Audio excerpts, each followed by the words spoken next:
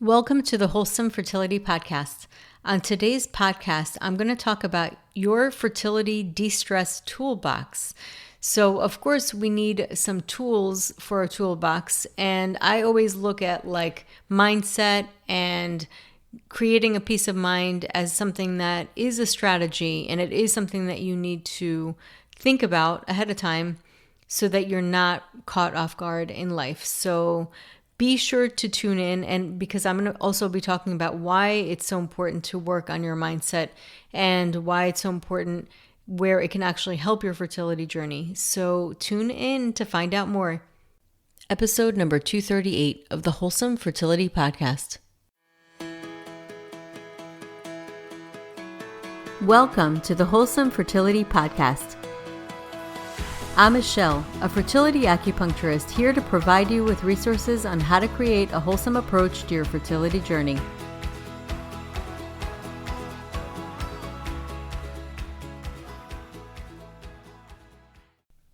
So on today's episode, I'm going to talk about your fertility or even life de-stress toolbox.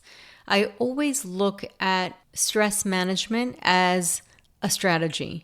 It really should be a strategy because it's much easier to handle things that come up unexpected when you are prepared.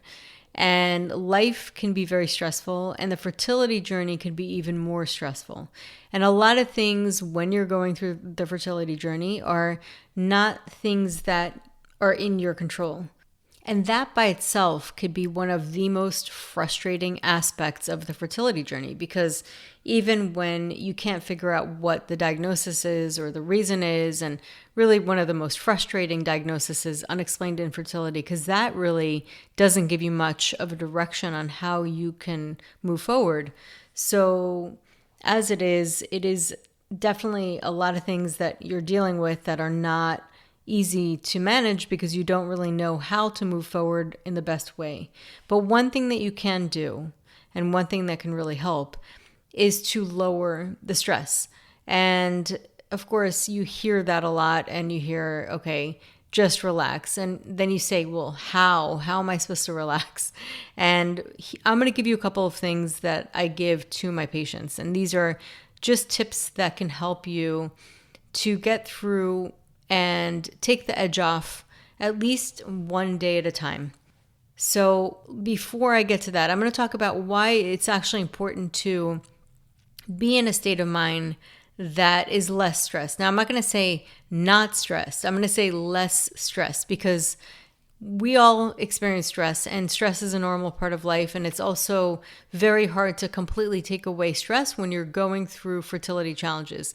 So I'm not going to say no stress, because it'll be more stressful to have that as a goal because it's unrealistic. So let's be realistic and say lower stress, right? Lower stress, or at least have avenues where you're able to release some of that tension that you're experiencing.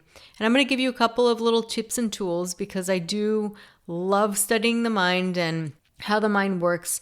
And most of the time, it actually helps more to not necessarily try to fix the problem or focus from that state of the problem, because that will have us spinning in the same place in circles, really, because we're already in the state. So we can't really fix a state in the state.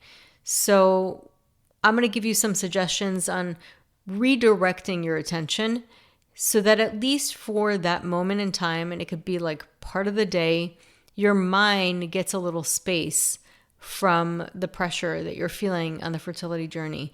Now, the benefit to de-stressing or lowering stress is so many things that it can benefit. Number one, physiologically, it can actually help your hormone levels, because when you have high cortisol, it could lower your progesterone levels. It can impact your menstrual cycle. And all of these things are very vital for fertility health. So it's important to keep those at bay, to try to keep the body and the mind at a little bit more of an easy state so that you're able to sleep well, restore your body, and be in a rested state as much as possible. And again, it's not something that you're going to get 100%, but that's okay. You're not expected to. And ultimately, the focus is on adapting. You're going to have stresses, but then you adapt. And one of the things that happens when we adapt is we give ourselves a break or a little space to bounce back. So we have the stress, and how long do we stay in that stressful state? It comes on, we have something happen in our life, and how long does it take for us to kind of move back into that homeostasis, that state of, okay, let's be neutral and be clear as much as possible. And so there are a couple of things that I'm going to give you, little tools. And one of the things is movement. So when you're moving and working through your body, you can change the state of your mind. And dance is one of the best ways to do it. So dancing, yoga, exercise, tai chi, a lot of people do that, and it causes your body to release endorphins, and it also calms you down mentally. It gives you a sense of release where you're able to let off some steam. You might even want to start laughing. I'll tell you the truth, I just watch some of those dance classes when I go to the gym, and I start laughing because it's goofy, it's funny. People get really silly. So dancing and listening to music also gets you out of your analytical mind where you're focusing on information and into the right brain, which controls your left side. That's why lefties tend to be a little bit more creative, but it puts you in a little bit more of a creative part of your brain, which is great too, because the second chakra, same place that houses the womb, also is in charge of your creativity. Because if you think about it, fertility is the creativity of your body, and creativity in your mind is the one that where you're conceiving ideas and thoughts and really bringing them out into this world. So it does put you in that element also of receiving, because as you're moving, you're coming up with new ideas and you're allowing yourself to kind of listen to your body and flow the music. And it really just gives you a really nice sense of just release and feeling good and a little bit of fun. And so you can listen to a song that really pumps you up, that's inspired you, that made you so happy. And so that at least for that moment, you can give yourself a little break from the heaviness of the journey and from the difficulties. So that is a really, really powerful way to do it. And I would even say do this once a day. Even just once a day, that break in your mental pattern will start to create more freedom and liberation in that moment, in that charge or that trigger that you're experiencing. So if something comes up, maybe try to put music on or dance so that you give yourself a little break. And that's something that I want to talk about too and address, is giving yourself permission to have fun. That's something that for some reason, and this is like the human condition, it's not reserved only for fertility. It's the human condition. When we experience certain challenges, it's like we won't let up on ourselves until that challenge is fixed. And there's this almost myth that we embrace that we are not allowed to have fun until this is done. And this is the until complex or idea, is that I won't be able to be happy until, and it could be whatever that is. And you deserve to have happiness regardless of the goal. You deserve to have happiness. Number one. Number two, you're going to feel better and your body will probably be more at ease because you're allowing yourself to do that, which helps also fertility health. So it's kind of like a double force. And I say, forget the thoughts you have about it. Just try it. Almost like move your thoughts about how it's going to make you feel or whether it's going to help or any of that. Just try it. Just put something on that you really love and dance your heart away when nobody's watching. Some people even say dance naked. That's the most freeing thing. But it all depends on you. If that makes you feel uncomfortable, then that's not going to be fun. So do something that really lights you up. Put anything on. You can even make yourself laugh in the mirror or just like watch yourself dance, or do something that makes you lighthearted and kind of just changes your thought pattern into the present moment because you're focusing on the movement. My second tip is gratitude journal. So I'd like to shift calling it gratitude journal to affirming what you love, something that's affirming what makes you feel good. So you could call it a gratitude journal, but I feel like that's been played out. And sometimes people feel like when they're going through difficult times, they just don't feel like sometimes finding things to be grateful for. And that's completely valid and normal. So I'd like to shift it to affirming what you love, things that make you happy throughout the day. And that could be like cuddling with your pet, or the smell of a certain flower, or the conversation that you had with a coworker. It could be a book that you love just reading, and it could be the exchange that you had with somebody at the cash register.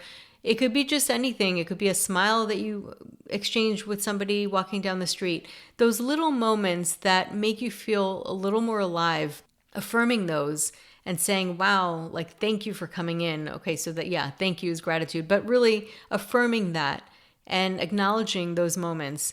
So you could create a journal, or you can even create a practice where you don't necessarily have to write that down. I mean, sometimes people feel overwhelmed by having journals, or something that might take a little more time, but it could be a practice of just acknowledging it as it comes, or even having a conversation with a friend at the end of the week and mentioning all the things that come up. Journal might be good if you want to keep a little journal with you, or even put it in your phone to track it, because when you do that, then you'll remember what to mention to your friend or your husband or wife or partner. So it is a powerful practice. Over time, when you give your mind something to focus on, and it starts to focus on things that actually make you feel happy, then your mind, it's amazing how our minds work. Our minds actually, our subconscious mind can pick up on everything, all the little details, but our conscious mind starts to focus it into a funnel. So we'll focus on certain things, but if we're in a habit of focusing on things that we don't like, we're going to start paying more attention to it. So have you ever had a time where something never bothered you about a person, and all of a sudden you started noticing something that they've always done, but now all of a sudden it started bothering you? It's because you're focusing on it. You never focused on it before, but over time it just became something that you started focusing on. So that's how powerful our minds are. It will start to look for things that you are focusing on. So when you focus on things that make you happy, or affirming things that you love, it'll also make things a little sweeter around you throughout the day. And of course, when we feel those little bits of joy, that will de-stress us just automatically. It'll lower the stress levels. So that's tip number 2. And tip number 3, similar to movement, is just connecting with your breath.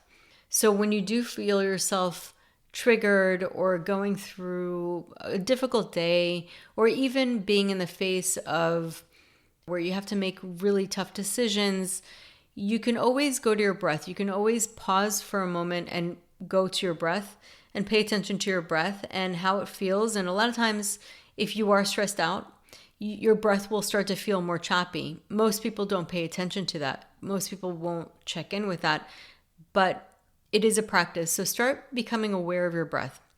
Pay attention to what it feels like when you're in certain circumstances versus others. So like different mindsets, different breath patterns. Start to pay attention to where you're holding any tension, or if your breath is holding tension. Believe it or not, when you start to pay attention to your breath, you can actually feel the tension in your breathing.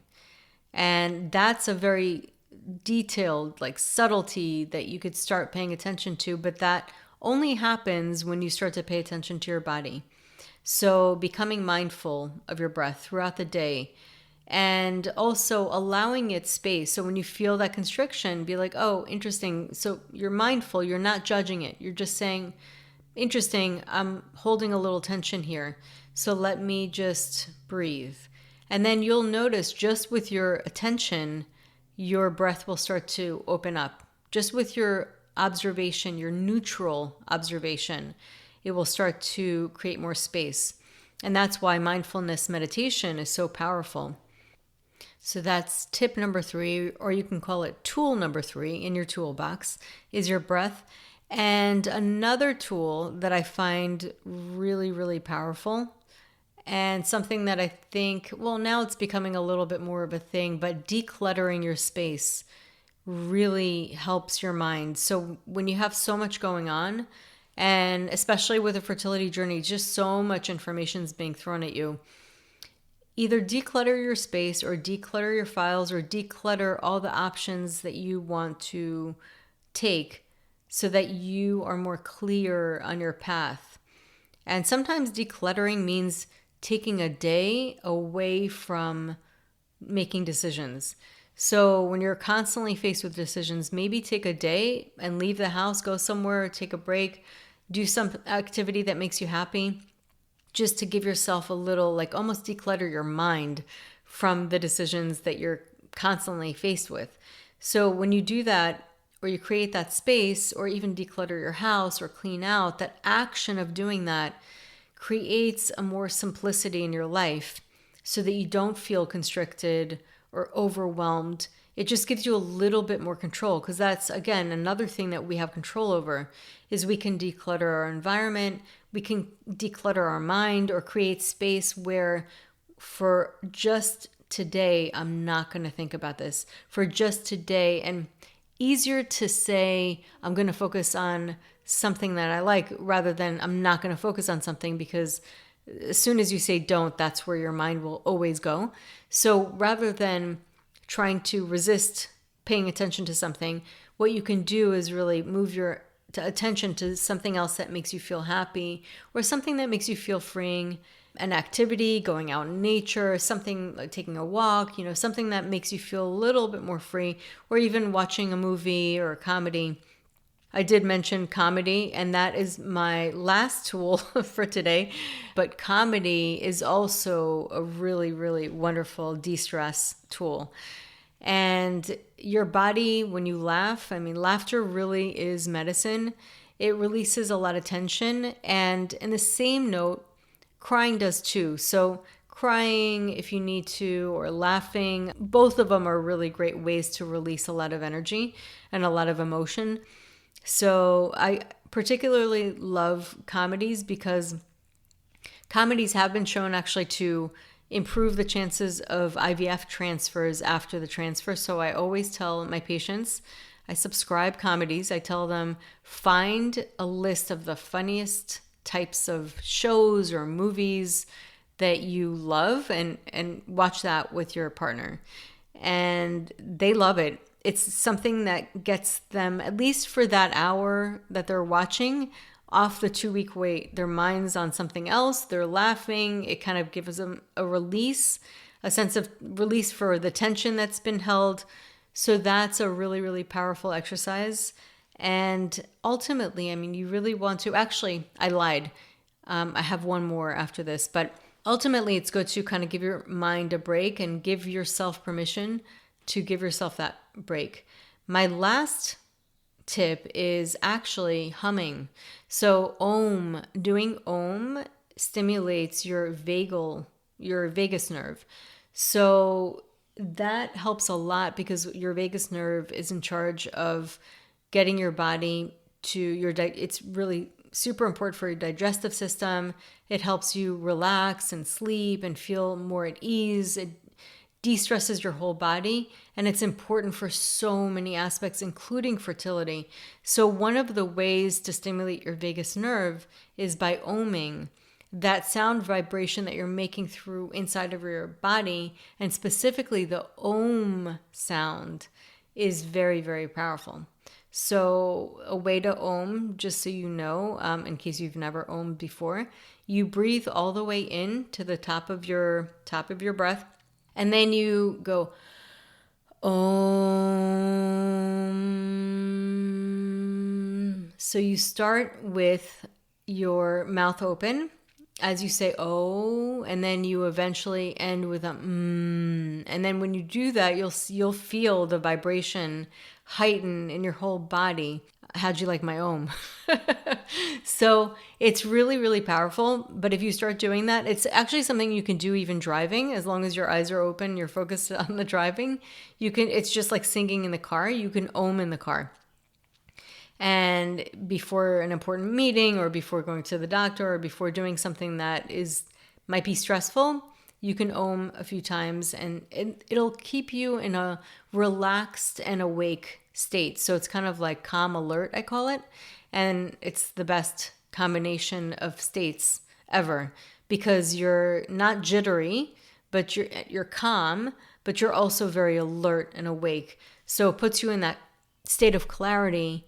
And ultimately, you want to be in that state of clarity for the fertility journey for so many levels. But I think for especially the fact that you have to make really important decisions, sometimes you have to deal with people that are very triggering.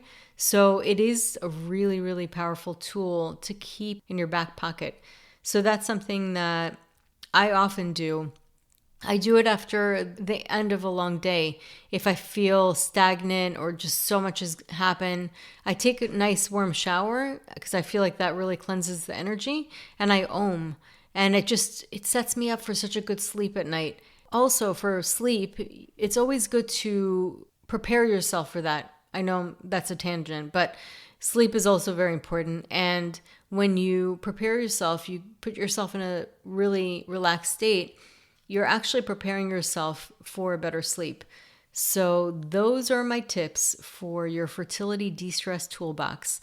And it's all about strategy. Everything's a strategy. It's important to plan. Of course, you want to be able to wing things too and be present, but it's always great to plan or have something ahead of time, because when you have those tools and you're able to use them, you'll be better off, because when you're caught off guard with any kind of stressor that comes along and you have those tools, at least you can feel that much more empowered and that much more prepared should you need, to get yourself into a state where you're operating in a more clear consciousness. So those are my tips. They have worked wonders for me. They have worked wonders for my patients. I get lots of great feedback. So I hope you enjoyed this episode, and thank you so much for tuning in. Have a beautiful day. So that concludes today's episode. You can find all of the links mentioned on the episode notes. If you're enjoying these episodes, please take a moment to share and leave a review. Reviews mean everything to podcasters, and I really enjoy hearing from my listeners. You can also find me on my website at www.thewholesomelotus.com or email me at info@thewholesomelotus.com. I love hearing from my listeners. If you're interested and want updates as well as a free ebook on my top 10 fertility boosting habits, you can visit my fertility page on www.thewholesomelotus.com. I thank you so much for listening in and hope that you have a beautiful day.